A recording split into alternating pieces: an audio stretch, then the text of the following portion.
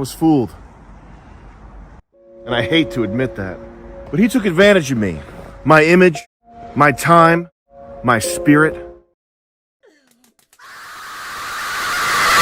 So yes, if you were in the RGV area, if you bought tickets to the premiere of Fantastic Four First Steps on July 24th, maybe even if you bought them a month plus in advance, and on that day you got all dappered up in your best wares, which only put a 10x multiplier on the blazing Texas sun, you rushed your fat ass out the door and went to the only IMAX theater I know of down here, then you'd know only pain. No, but I went to go see Fantastic Four, and upon arriving to the theater, I saw papers on the outside doors, and I knew that meant bullshit was afoot. The last time I saw those disgusting papers was for Across the Spider-Verse, and I had to watch it in regular format later on that night. The papers just said the movie would be delayed 30 to 45 minutes and no ads would be shown, so I was like, shit, I guess. I saw hella people lined up in the lobby waiting, not knowing where the end of the line even was. As I waited, I saw hella cosplays, Herbies, and Galactus heads. I saw someone drop their icy, which was, pretty exciting at minute 30 of just waiting around, but they finally let us into the theater after maybe 50 minutes of just being posted up in the lobby, and not even 10 minutes goes by that we finally sit down and they tell us to fuck off. Needless to say, I was a little pissed. I'm gonna need some Galactus head if you think I'm leaving, and the bucket too. One of the original players, James, was also there, so he knows all about this tragic day, but they were basically like, the movie's canceled, online tickets get refunded, and the concessions would if you had your receipt, which I did not have because I didn't get one. But I don't really care. I was prepared to take the L. I was just done waiting, so I got my ass out of there, and I bought tickets for IMAX on Monday, and thankfully it was working when I went. I was so worried about that during Superman, but thankfully, even though the prime early screening was delayed, it still played that day. I finally saw Fantastic Four after spending the whole weekend dodge, duck, dip, dive, and most importantly, dodging spoilers. But I gotta say, it was pretty good. Now, was it better than Thunderbolts? No. Was it better than Superman? No. But was it the best Fantastic Four movie ever and a good time? Hell yeah, it was. And it also did have the best sequence in any comic book movie this year, and that interstellar chase gives serious competition to any comic book movie sequence ever. I'm gonna be rewatching it as soon as it comes out in 4K over and over again. The plot for Fantastic Four First Steps is very simple and straightforward. We establish that this is a different Earth, 828, in honor of the man Jack Kirby. We get a supercut montage of the Fantastic Four's origin and them fighting villains like Mole Man, Giganto, and the Super Apes, sans John Malkovich's Red Ghost. Crazy that they cut him, but we open with Sue being pregnant and them being excited but nervous. Silver Surfer comes down to Earth and announces that Galactus had marked it for death. They go to bargain with Galactus, which I love how they are already so technologically capable, being able to monitor the galaxy and hit the speed of light. Galactus's entrance devouring the planet was epic as hell, but also just the trek inside the ship and the teamwork on display with Sue camouflaging them. Galactus was absolutely perfect. The design, Ralph Ineson's voice just booming, and the scale on him. I do recall them saying they made an actual suit for him, and I could not tell if there was like a practical shot in there of him in it, but in exchange for sparing Earth, he asks for Franklin Richards. That Franklin is a being of immense power, which he is, and I like how they snuck that in at the beginning with mutation, since I want to say that Franklin Richards is still a mutant in the comics. That might have changed during House of X. I haven't really kept up, as you can tell, but just the fact they bring up anything mutant gets me excited. They dip in the absolute greatest escape sequence ever. Okay, like not only was the speed of light portal cool as fuck, but also seeing the Silver Surfer ride it much like a wave was so badass. When they get to the black hole, it's like they are cruising past heaven. It's so beautiful and grand and ethereal, and there's so much tension with Sue going into labor, dealing with contractions, Ben trying to deal with steering the ship and worrying about fuel, and the Surfer on their tail, Reed showing off his brain thinking to trap the Surfer in the black hole. Their child is being born at a dying star. That's legendary shit, and that's probably one of the biggest complaints. After this, nothing is really that much better in the movie or more exciting. Not that the rest of the movie takes a sharp turn to bad or boring, it just peaks a bit too early, which hey, sometimes that shit just happens. But they make it back to Earth and let them know the price Galactus was asking for, and everyone's like, damn, just give up the baby. You've known us way longer, come on. That is until Sue gives a nice little Hope Corps speech that kind of unites everyone and the whole world, and they plan to use bridge tech to move the Earth away so Galactus can't find them. When Silver Surfer arrives, she kind of fucks that whole plan up, ruining all the infrastructure for that. So they pivot and decide to bait Galactus instead with Franklin and transport him away from Earth. And it was very cool to see Galactus. I love the armor and again the scale they were able to display. I do feel that maybe some of the luster of seeing Galactus might not have still been there just because of all these years of Giant Man and the Celestials, but I think they pull him off very well. He wasn't just some big oaf that fell for their trap. He gave them serious friction. I really love how he tossed Ben into space and Ben started to freeze and then was defrosted and saved by Johnny. A gorgeous scene inside and out. Do wish it had more time to breathe, no pun intended. Reed was hauling ass, but it was really Sue that was the big player here and gave literal pushback against Galactus like any mom would. With the help from Silver Surfer hitting the Black Adam pose, they were able to do so through the portal. We got a Sue fake out death where Franklin is responsible for her revival. I will say, I think Joseph Quinn's performance in the whole movie is very good, but here it was completely like disassociated, okay? Like your sister just died and he looks like he smoked like 6-7 blunts. He might have not been on set that day. And also, why would you place your baby on his dead mother? That was also kind of like, okay, I get it, this shit just needs to happen, but regardless of that, I do really love the idea that she gave him life and so he gave her life back. That was beautiful in my opinion. The day is saved and all is well in the world of Universe 828. We get a mid-credit scene of Doom meeting Franklin and then the animated show for the post-credit scene, and then obviously the Fantastic Four will return. Essentially, this movie was good. Marvel was able to get 2 in a row, and I think that they have a third incoming. It's kind of strange how First Steps is quite similar to Superman. There are things it does that I think are good, probably even better than in Superman, but some that are also not so good and not as well executed here, and why Superman edges it out in my opinion. I think the jumping into the action was perfect. The supercut was a great way to handle their tenure as the Fantastic Four and was less jarring than Superman's beginning pace. They succeeded on not retreading on what the previous movies had already done as not to become stale. Everyone had, albeit brief, but a moment to shine. Ben saved the ship, and Matt Jackman went absolutely god mode when he had Johnny absorb the fiery buildings, then dip forming the floor. Talk about Aura Man. The whole crew using their powers so synergistically. The public perception of the Fantastic Four being emphasized was also a nice addition as well. I feel that's something that adds more depth to the story, makes the world feel more lived in, intimate, and helps to raise the emotional stakes later when everyone's like, why not give up Franklin? Now, I think it also holds a great pace, but I think that makes the characters take the biggest hit in service to the plot. I really would have liked to spend more time exploring Ben Grimm's romance. I feel like that subplot got completely thrown away. I wish we could have seen more of Johnny's day-to-day. I think his whole Rosetta Stone plot was nice. I like how he was considerate of all Reed was doing and felt the urge to pick up the slack on this front, how he literally guilt-trapped the Silver Surfer, which paid off in the end. But although he served his purpose, he did his thing, I feel like even at that, he was gone too quick. And then also, I felt there was so much more to explore when it comes to Shala Ball, her family on Zenla, the lead up to Galactus and becoming the Surfer. Where was Norrin Radd in this picture? And I would have really liked to have seen her interact with the rest of the crew. Things like that, I feel could have been invaluable. It's not like Galactus is terribly complex. You know, they got the gist, billion-year-old being with an insatiable hunger that he can now pass on to Franklin Richards. Like, don't get me wrong, they did a great job and were effective with the time they had, but it felt like we really just barely scratched the surface, and the intention was just do enough to get by with these characters. Especially with this movie, it just doesn't have the Superman runtime resilience. You know, I think that all the main characters in Superman, Supes, Lex, Lois, we spend a good amount of time with them and they get to do important things, so we leave the theater eager for more but thoroughly satiated, while the Justice Gang and all the other characters felt like they just did enough. Whereas in First Steps, it feels more so like Sue and Johnny get to do most of the significant things. Reed feels like he does just enough, maybe a little bit more than enough. I do feel like Ben really took a back seat and he was kind of just background. The movie is Fantastic Four, so you have to do more than enough for 4 of those characters, and then you should also do that for your antagonists as well. So with it shorter runtime, it had less margin for error, so it incurred more damage for just doing enough with most of the characters, in my opinion. But the world itself is absolutely gorgeous. I love the retro futuristic New York. I feel this type of aesthetic is like a combo of Incredibles, First Avenger, Loki, this like Art Deco futurism that Marvel and Disney really excels at. Like, they're completely in their bag with this. I feel they used it very effectively. Like, we got to see more of this than Metropolis, it felt. They did not skimp out on showing us this new city. The sets were also damn immaculate. I really liked the Galactus set as well. It felt very alien, kind of gave me Chamber of Secrets vibes too. The suit designs are all completely elite, the color palette, and I like their slight differences. The humor in the movie wasn't too out there, wasn't too big, but I know there were some banger parent lines in there, like, oh, he thinks the baby sleeps. VFX was pretty damn clean all around, which was seriously impressive for how fast the movie got made. Although I would say I think that's because of how much intention was behind the movie in the first place. I know Fantastic Four has been an ever-present thought for Marvel Studios since before they were even able to use the characters. The cinematography was also elite, just the contrast the movie had, the lighting, the bokeh, and the lens flares, the composition of certain shots. I think the thing about this movie is that this is what Marvel can do when they try. There is a palpable amount of effort being put forth from Shackman and Marvel Studios, and I think that must become the new normal. I actually enjoyed Brave New World, even though it had so many issues, but my feelings going in and out of the movie should not be my feelings going in and out of any more Marvel movies ever. You know, I don't want to worry about how big of a gamble I'm taking by watching this, rolling the dice if this one will screw me over or not. If there is a genuine effort to make a good movie and it falls short, that's fine, but there seems to have been these lazy swings from Marvel Studios that have really soured people on their movies of just like, hey, we are resting on our laurels, they'll watch anything that we put out, and that's not good. And so if I can come away from these movies knowing that there was as much effort put into, let's say, Brand New Day as there was into Fantastic Four and Thunderbolts, then even if it doesn't quite stick the landing, I won't feel so grossly cheated out of my time and energy. Thor Love and Thunder, I'm talking to your ass. Thankfully, that is not the case here. Fantastic Four First Steps does a whole lot right. It is visually a treat, solid adaptations of these characters with themes of family and sacrifice that maybe just needed a stronger third act and 15 more minutes, maybe 20. That's why I'm going to give it a fluctuating 8 to 8.5 out of 10. I heard Matt Shackman is set to direct the sequel, so I'm very excited to hear that. I'm glad Marvel Studios feels Fantastic Four is a worthy story to continue, even if the box office is not really looking too good. If this movie would have released in November, that probably would have helped. Not by much, but this movie is holiday coded. I have no idea how they will transition from here to Doomsday and then further down to Secret Wars and after, but it's Avengers and I'm excited. I'm curious how much cachet Avengers still has post-pandemic. That's kind of a recession indicator, but let me know what y'all thought of Fantastic Four First Steps, whether you liked it or not. But that's pretty much it. If you liked the video, leave me a thumbs up, comment down below, and if you want, subscribe. I always appreciate it. Thank you guys for watching. I hope all of you guys are well, and I will see you in the next one.